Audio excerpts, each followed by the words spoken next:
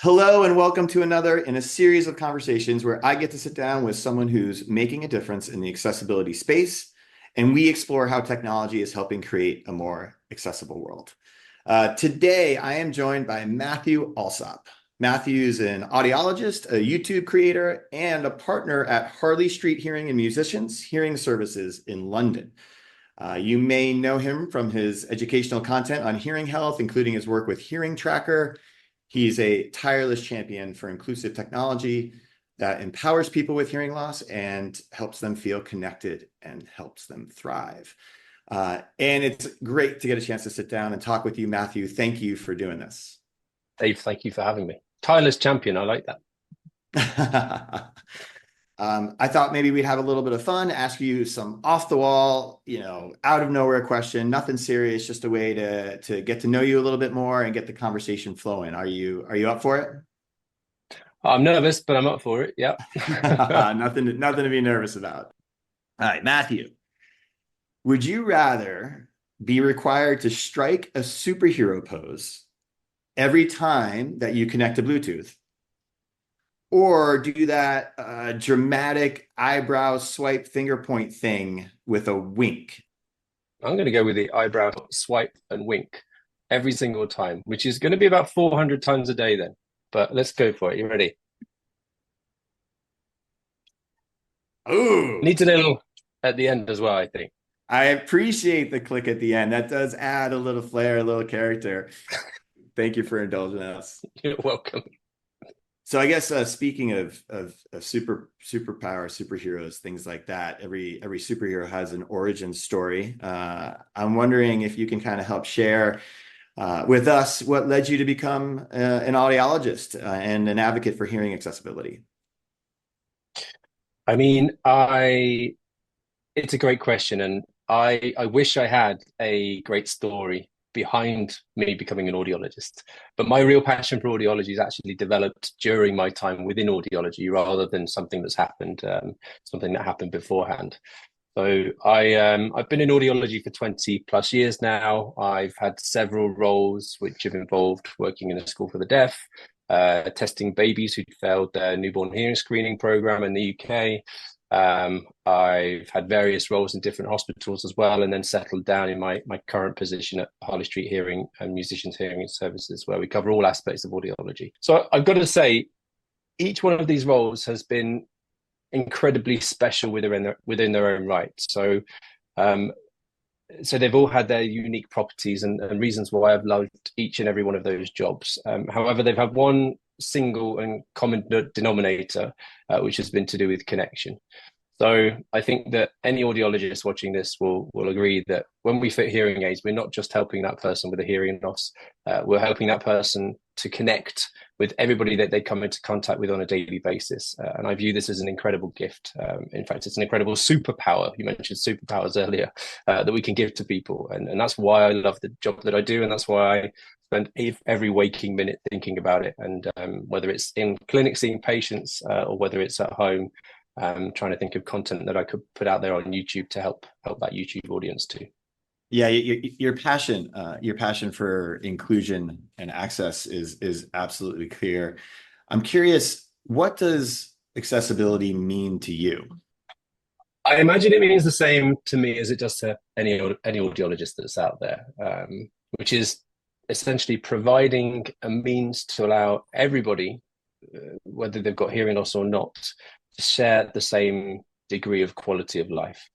So for those that have developed a hearing loss over a period of time, getting them back into a conversation that they might be having in a restaurant or a noisy environment where they'd be struggling otherwise, or going to a concert and being able to enjoy it just as much as they used to. But for those people that have developed a hearing loss since birth, it's the ability to have a quality of life as close as possible to somebody that doesn't have any degree of hearing loss.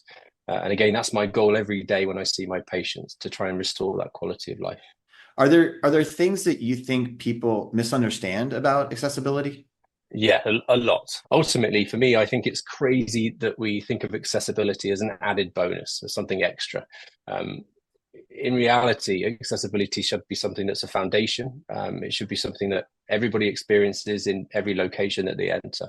And in my opinion, it shouldn't be that companies or businesses have to go out of their way to provide accessibility. It should be something that they want to do to include everybody to be able to enjoy whatever it is that they are putting out there.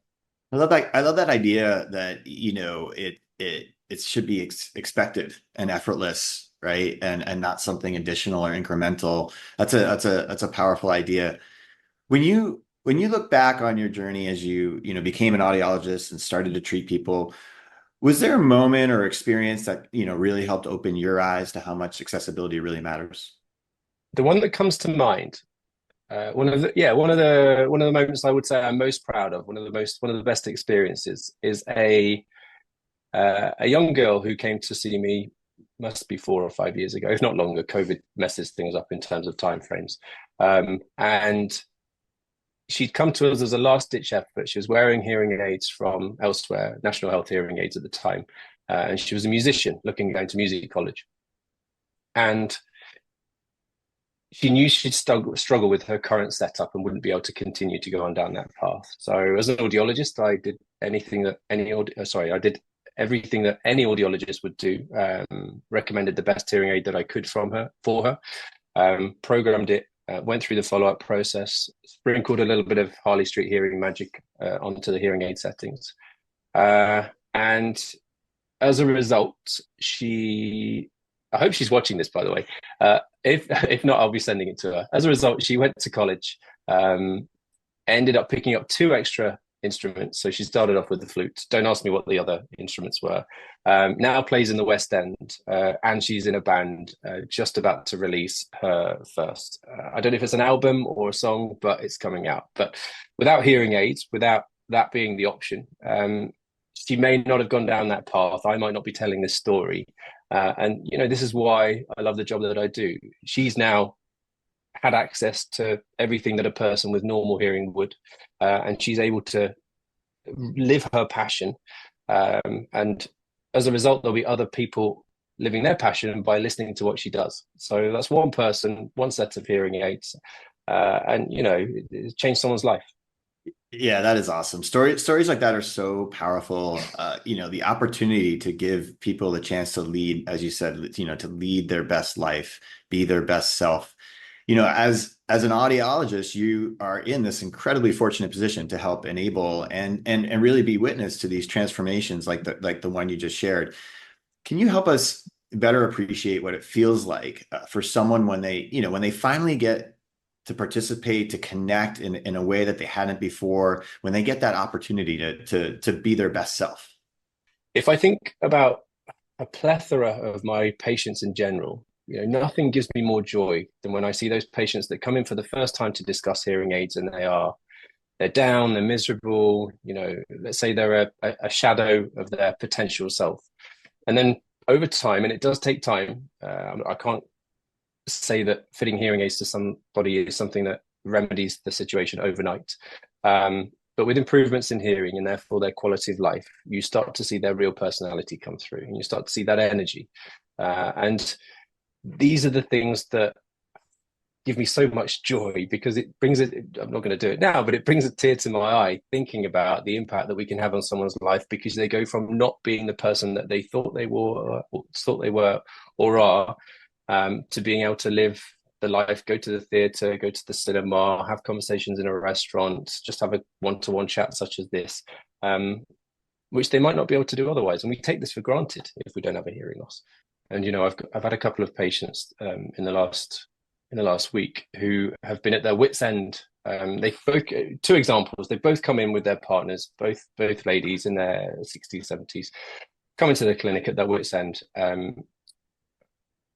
not having that same connection with the person that they've been with for the last 50, 60, 70 years, whatever it might be. It can be that they miss out on those quick quips, those fleeting moments in conversation. And we talk about connection at the beginning of today. They are the things that bind us together. They're the reasons why these couples are together. And instead they're left with frustration, sadness, and basically telling me that no pressure on me, but unless I were to be able to help out, their relationship would continue to go down. And so I've not fitted either of these 2 particular patients with hearing aids yet, but I know that they'll play a major role in restoring that accessibility just in terms of human connection. So, like I say, it could be something as simple as watching the television together instead of watching it separately, or going back to the theatre again, or just doing the things that they're both passionate about and that brought them together to begin with. So you could be the bubbliest, the most sociable person, but if you can't engage with what you love and what you enjoy, then patients end up, or people end up retreating. And there's an endless list of everyday barriers, which if we don't suffer with hearing loss, like I said earlier, then we can often take for granted for how good we've actually got it. It's easy to forget this. And so this is why this conversation now is, I think, so important. And if there's somebody out there that has any involvement in any business with regards to accessibility that might just be able to take things that one step further to help one, two, or three people, or hundreds, or if not thousands of people, then I'd be delighted that we're doing positive things in terms of getting the message out there. It's hard to truly appreciate the lived experience, and the impact that something like hearing loss or other, physical and visual challenges can have, without experiencing those challenges firsthand. What do you wish more people maybe understood about disability, about access and inclusion? I mean, ultimately, we're all people. Everybody wants to share the same experiences, and we all want to feel that connection. And it's on you and me, Dave, and everybody else that's in a position where they've got some degree of responsibility that can potentially make a difference to try and make that possible. So, if you imagined if it was your grandmother, your parents, or your child, you do absolutely anything that you could to try and allow them to experience the same experiences that you can in life. Now, I do that every day with hearing aids. I do that with YouTube and trying to put the message out there as well.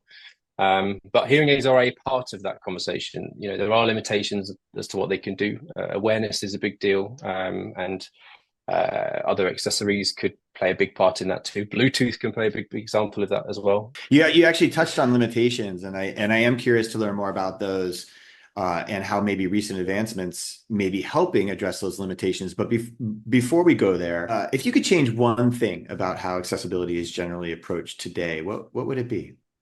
I think the biggest thing that I would change is mindset. And this again comes back to the previous question. So when it comes to adapting public venues such as theatres, airports, restaurants, anything like that, any public venue, which I think there are regs in the US, there are regulations in the UK to allow or to ensure that this happens now. It should all be designed with people with accessibility issues in place, whether that's hearing loss, mobility issues, or visual impairment. I think that the stats are huge for hearing loss, in the sense that around 20% of the global population have some form of hearing loss. And so if a venue isn't inclusive of that, it's missing out on a huge opportunity, not just socially and morally, but commercially too, even from that point of view. And so in my opinion, accessibility should be something that's foundational rather than being optional. Yeah, I think, there's that huge percentage of people who have some form of hearing loss. And I think that might surprise some people. It's a big number. From what I understand too, it's growing at way too fast of a rate. Where do you see technology now making, the biggest difference for people with accessibility needs, and in particular with, hearing accessibility needs? So, we're in a really exciting era when it comes to hearing aids at the moment. So, for example, whilst there's been elements of artificial intelligence built into hearing aids over the last few years, we've had some of the big players when it comes to making hearing aids make some big progress over the last 6 months. I'm helping people hear in the worst or the most challenging listening environment, which is hearing in background noise, way better than I've been able to, and giving people that lifeline. I'm getting them hearing, but to a level in which I wouldn't have even dreamed of 5 to 10 years ago. So that's one element of hearing aids. They've also got Bluetooth built into them now, which they've had for over a decade, and people might not be aware of that. And so this allows phone calls to be streamed directly from your ears to your hearing aids. It allows music, the radio, podcasts, anything that comes from your phone to your hearing aids. It can even connect to your TV. And that also takes into account one's hearing loss too. And so by taking into account the hearing loss, it means that they're not a disadvantage. You'll maintain that clarity, detail, and distinction coming through. And then the biggest, and I guess the most exciting thing that's happening in the Bluetooth sphere as well, comes down to Auracast. which I guess you're a big part of. Auracast, for anybody that is watching and doesn't know about it, is a new form of Bluetooth technology that's being utilized to create a simple and from my understanding, it's a low-cost audio transmission that can be installed in any public venue. So it could be theatre, it could be an airport to allow you to hear the gate announcements, which I know a lot of people have anxiety over. It could be train station announcements too, for exactly the same reason. And then it will stream that audio directly to either hearing aids, and in the future, I'm hoping, or I reckon, it's going to be something that will be installed into all kinds of headphones as well. And so this isn't something that is just going to benefit those with hearing loss. I think at some point in the future, we will all be walking around. Everyone's wearing AirPods anyway. I've got mine in now to give you better audio, and so I can hear you better. And that's with perfectly normal hearing. I think one day we'll be all sat in the theatre and exactly the same thing will appear. You know, you'll have a bunch of people just wearing their AirPods in the theatre just because why would you not want to hear the dialogue better? So an exciting time. It's a really exciting time. It's great to hear that you're energized by it. I know that we obviously over here are energized by not just what Auracast can do in concept, but the fact that we're actually seeing Auracast not only implemented in devices more and more, but also starting to pop up at locations. In fact, you've actually taken the step of deploying an Auracast transmitter right there in your clinic. I'm wondering if you can talk to share a little bit about the decision to do that and what the hope is that will help help you and your clinic do for your patients. The goal for me at the moment is to just be able to demonstrate that technology. And so I've got an MP3 player set up. It's connected to the Auracast transmitter. It was so incredibly easy to set up. I did it myself. I've got a bit of technical understanding, but I didn't need to use any of that. And then I have a rolling announcement. It's Harley Street Hearing Radio that is being played through it. So just introducing people to Auracast and how it works. It's one transmitter in the center of our clinic. We've got 7 clinic rooms in this particular clinic, and you can pick up on the signal from every room. And so for me at the moment, it's just to ensure that when I've got a patient sat in front of me and I'm fitting them with Auracast compatible hearing aids, I can demonstrate to them how it works. And every demonstration I've done so far, it works beautifully. Great to hear. It's definitely encouraging to know that you see Bluetooth and Auracast playing a role in helping bring more inclusion, more independence. Progress is being made. There's still more to be done. So I'm curious if you had the attention of every technologist or venue owner, for 30 seconds, what would you say? What would you tell them? I'd say to them, you're doing what you do because you're passionate about what you do. And if you own a theatre, you'll love the arts. And so, of course, in my opinion, nothing would bring you more joy than helping as many people as possible to enjoy the same experiences that you do, regardless of their background or their ability or disability. At the same time, if you're a tech designer, I would recommend asking yourself if that particular piece of tech, whatever it might be, would benefit from having Auracast or Bluetooth streaming built into it, so nobody feels left out. We could be talking about your PC, we could be talking about cameras, we could be talking about all sorts. From my understanding, like I said before, Auracast is incredibly inexpensive to install now, and it's cheaper than the traditional loop systems. And so Auracast and the benefit of it's like having a live radio broadcast system, which is unlimited in terms of the people that can connect to it.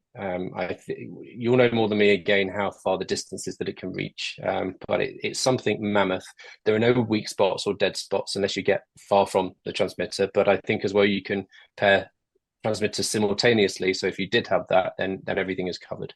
And so yeah, I would suggest again to anybody that's involved in anything, think about accessibility, think about Auracast, think about anybody with a hearing loss. And from my understanding, it doesn't have to just be the bigger venues either. So the future of Auracast is going to be even personally watching the TV. So it works on the smaller scale and it works on the bigger scale.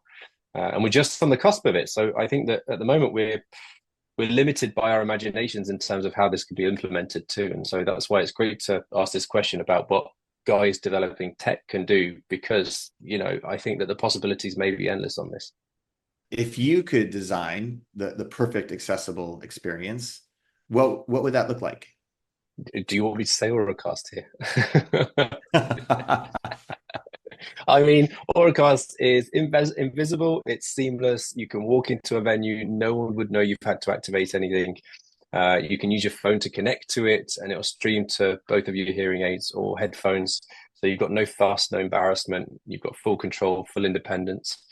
And if I think about from an accessibility point of view, what is the most important thing for anybody? It's to not feel different as well. So at the moment, I have patients, and we've got on our website, we've got a London theatre guide, because every single venue in London has a different method to connect to either the telecord, the loop system, the infrared system, which they all have their flaws.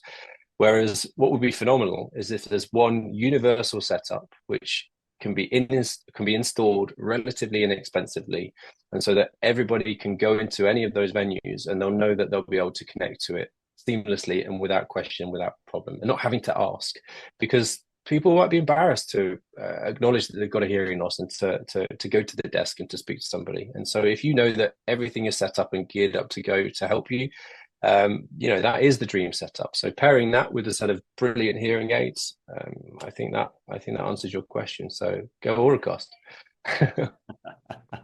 I don't mind that answer. Well, listen, this wasn't planned, by the way. Yeah, no, not rehearsed, not rehearsed. No, this has been really fun, and I've loved hearing your insights and your perspective. Is there anything else that you'd like to share before we wrap up? No, I'm just incredibly grateful for you having me today, Dave, and keep up the good work. I know you're doing a big drive at the moment in terms of trying to raise awareness, and I'm looking forward to seeing the end results. Yeah, thank you for being a part of it. Thank you for joining us. Thank you for everything you do for your patients and everything you do to help advocate for a more accessible future for everyone. Thank you. Thanks, Matthew.